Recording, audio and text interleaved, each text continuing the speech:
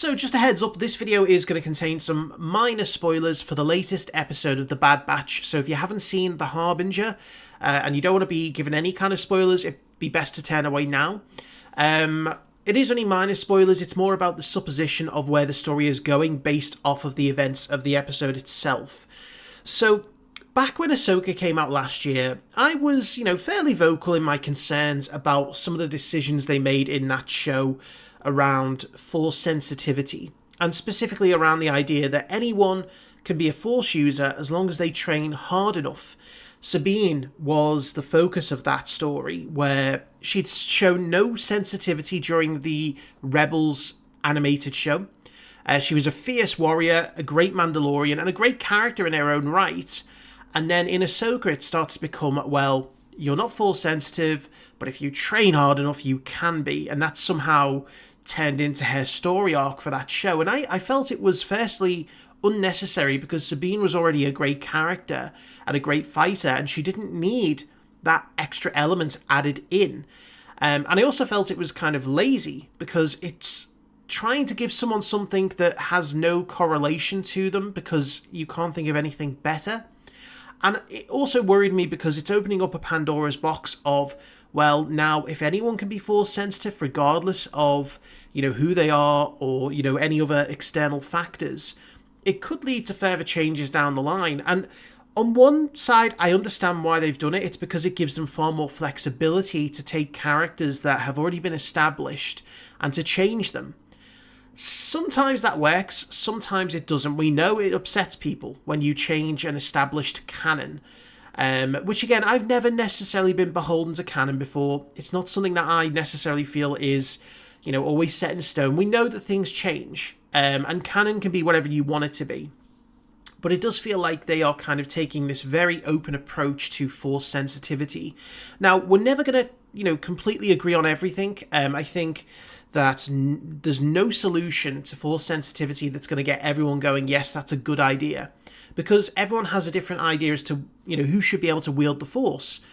Some people want it to be related to bloodlines, so only certain families should be able to wield the Force. The Skywalkers, the Palpatines, the Kenobis. It's basically passed down generation by generation. There's definitely flaws to that, but it gives, I guess, a sense of continuation. It gives it a unique perspective. If it's something that, only certain families can wield.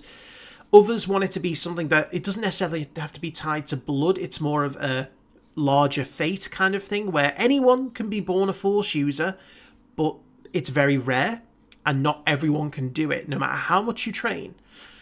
It seems like with this third approach that is the active approach at the moment, it's a case of, well, everyone has midichlorians, everyone can be a Force user so long as they train hard enough. You may not necessarily be super strong in the Force, but everyone can do it. And I think there's a quote in the comics with Luke's Academy where he mentions about how, and I like to think he's specifically referring to Force users at this point because he's talking about people's strength in the Force, and he says that, no one is stronger or weaker in the Force. It's just about how much of the access to the Force they've been able to grant.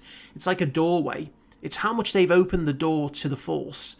Some people have been able to open the door quicker and wider than others, and that's why they have a better aptitude to the Force than, other people. But when you start to give everyone access to the door, it starts to take away some of that, uniqueness to it. And I feel like that's where they're going with Omega. To get to the point of the video, I feel like they are making a potential mistake in having her story essentially become a repeat of Grogu and the Mandalorian. There was definitely hints in the last episode that Ventress wants to take Omega and train her, take her away from her father figure. Again, mirroring the story in Season 2 with Mando. And I feel like it is a little bit lazy. It's lazy because it's already been done. It's not unique. It's expected. We all kind of expected that Omega might be special. Omega might have Force sensitivity ever since they started to mention M count. And I was hoping it would be more a case of, well, her blood is special because she can, have midichlorians transferred to her bloodstream.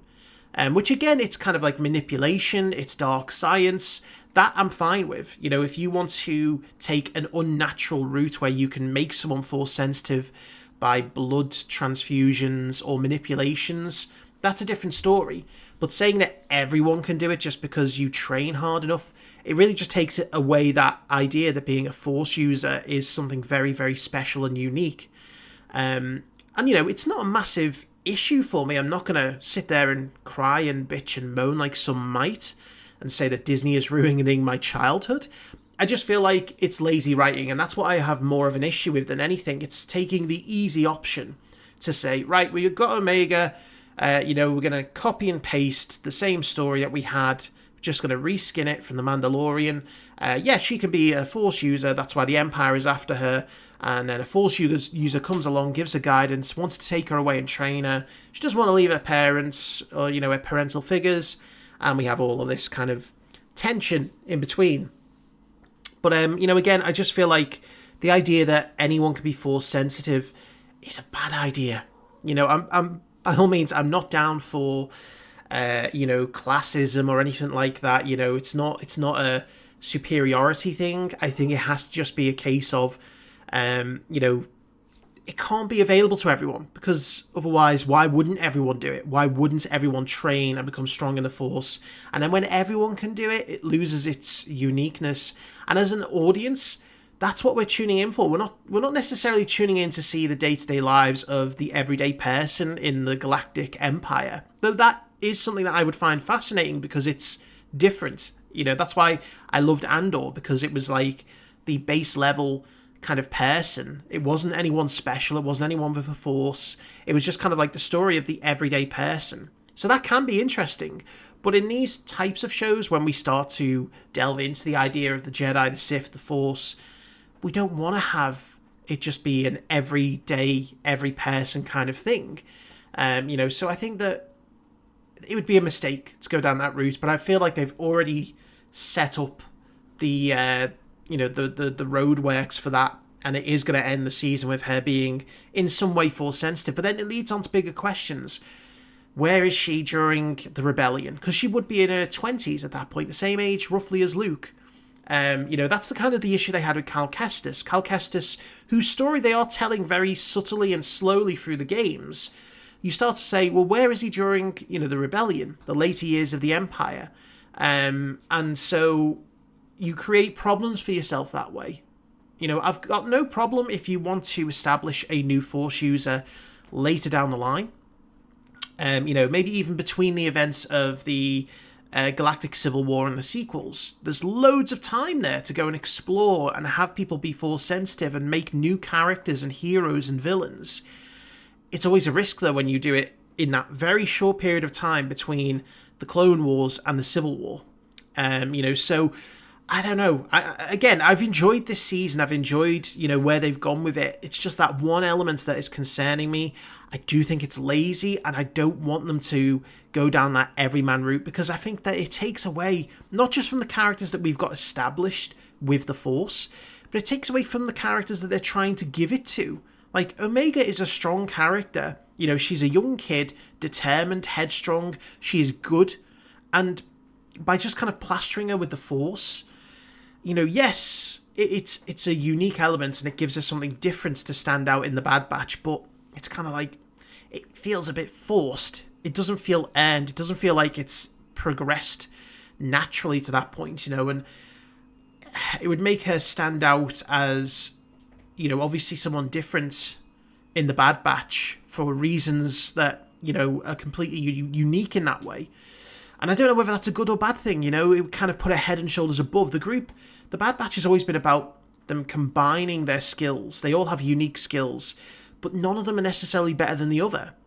Certain scenarios, they might be better, but they've all kind of got that same level of skill that they bring to the overall group, and importance that they bring to the overall group.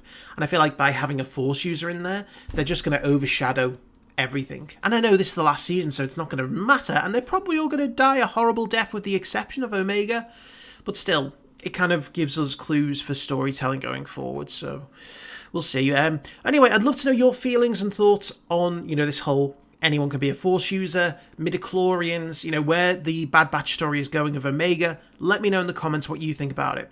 In the meantime, thank you for watching, and I will see you for the next video.